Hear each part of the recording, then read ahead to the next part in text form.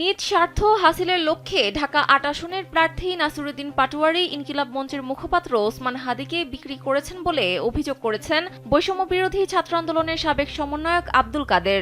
শনিবার সামাজিক যোগাযোগ মাধ্যম ফেসবুকে দেওয়া পোস্টে এই অভিযোগ করেন তিনি। ওই পোস্টে ডাকসুর সাবেক এই ভিপি প্রার্থী বলেন, নাসিরউদ্দিন পাটোয়ারি এখন যা করছে, যা বলছে সেটা স্রেফ নোংরামি।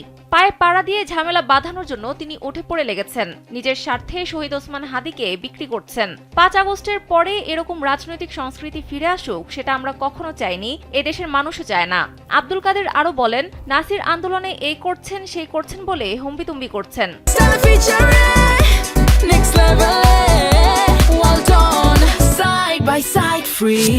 কিন্তু আমরা তেমনটা দেখি নাই। এছাড়াও নাসিরউদ্দিনের বিরুদ্ধে নানা দল ভেঙে আসার অভিযোগ তুলে কাদের বলেন, তাছাড়া তাকে তো বিশ্বাস করার উপায় নেই। তিনি শিবির, ছাত্র ফেডারেশন, এবি পার্টি ভেঙে আসা লোক। তিনি আবারও যে আমাদের এই নতুন উদ্যোগকে ভেঙে দেবেন না, সেটার গ্যারান্টি কি? তিনি জানান, লিয়াজো কমিটিতে নাসিরউদ্দিনের অন্তর্ভুক্তির সময়ও তিনি আপত্তি জানিয়েছিলেন, যদিও তখন অভিজ্ঞতার দোহাই দিয়ে তাকে রাখা হয়েছিল, কিন্তু বর্তমান পরিস্থিতিতে তার অঙ্গীকারের কোনো প্রতিফলন দেখা যাচ্ছে না।